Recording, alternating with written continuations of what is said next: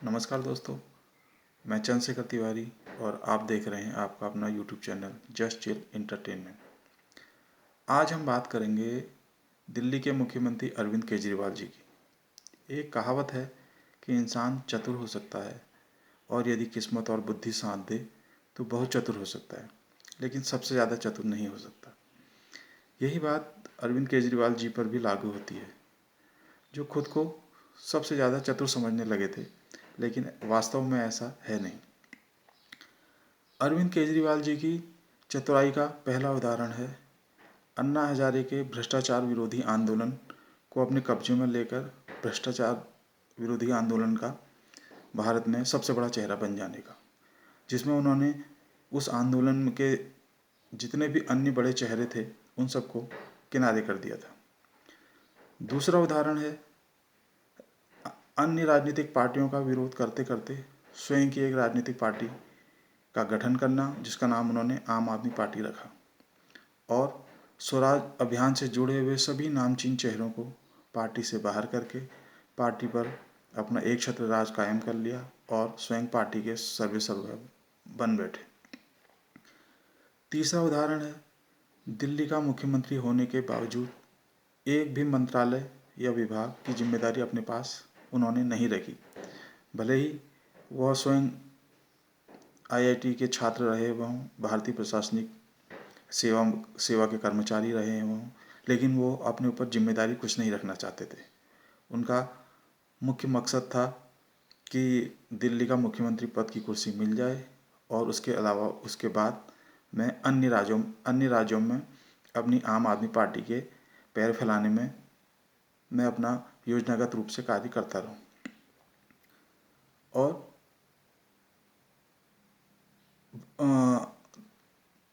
दिल्ली का मुख्यमंत्री होने के बावजूद उन्होंने जो अपने पास एक भी कोई मंत्रालय या विभाग नहीं रखा,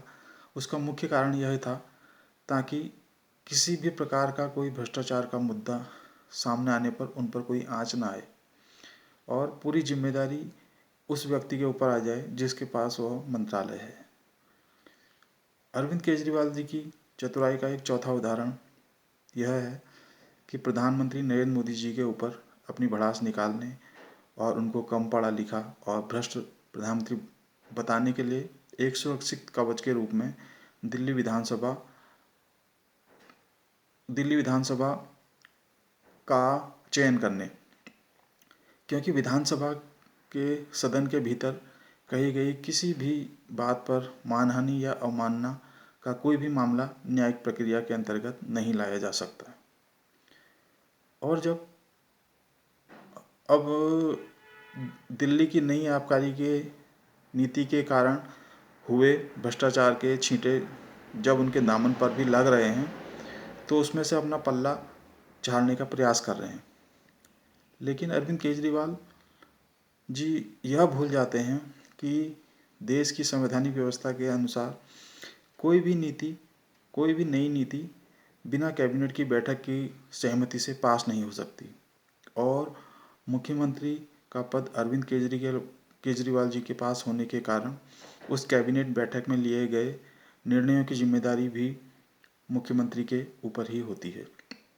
इसी कारण अब अरविंद केजरीवाल जी को अब ये सारी समस्याएं और ज़्यादा गंभीर होती हुई दिख रही हैं। अभी कुछ समय पहले तक एक जुमला काफ़ी प्रचलित हुआ था कि मुस्कुराइए कि आप लखनऊ में हैं, लेकिन वर्तमान दौर में जिस प्रकार से भ्रष्ट नेताओं का जेल जाने का सिलसिला शुरू हुआ है और एक एक करके सारे भ्रष्टाचारी नेता जेल जा रहे हैं, इसको देखते हुए मुस्कुराइए कि आप लखनऊ में हैं की तर्ज पर राजनेताओं के बीच एक नया जुमला चल रहा है कि बच के रहिए, आप नरेंद्र मोदी के युग में हैं। जहां अन्य राजनेताओं की सोच खत्म होती है, वहीं से नरेंद्र मोदी जी सोचना शुरू करते हैं। प्रधानमंत्री श्री नरेंद्र मोदी जी चाहते तो अरविंद केजरीवाल जी की पहली ही गलती अथवा भ्रष्टाचार के आरोपों पर उनको सबक सिखाने हेतु उनके ऊपर कोई कार्यवाही करने का प्रयास कर सकते थे, लेकिन मोदी जी जानते थे कि यह आदमी आम जनता की भावनाओं से खेलना और उनकी नब्ज पकड़ना अच्छी तरह से जानता है, इसलिए वह अभी तक शांत रहे।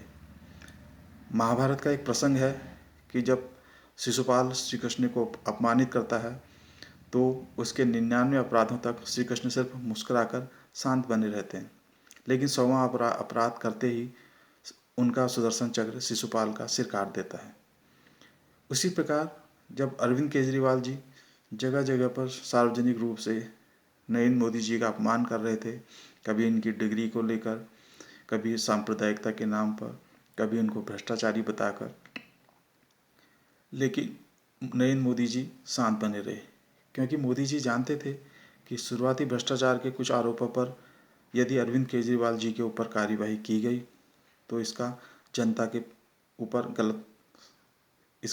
जनता के बीच एक गलत संदेश जाएगा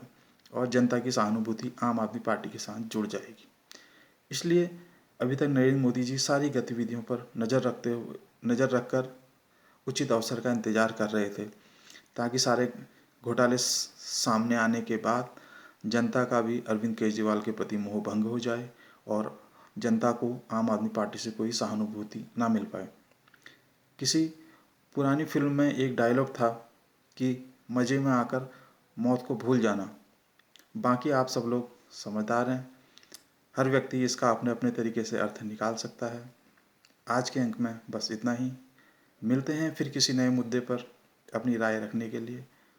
अगर आपको हमारा यह प्रयास पसंद आ रहा है तो आपके अपने इस YouTube channel just chill entertainment को लाइक, सब्सक्राइब एंड शेयर अवश्य करें।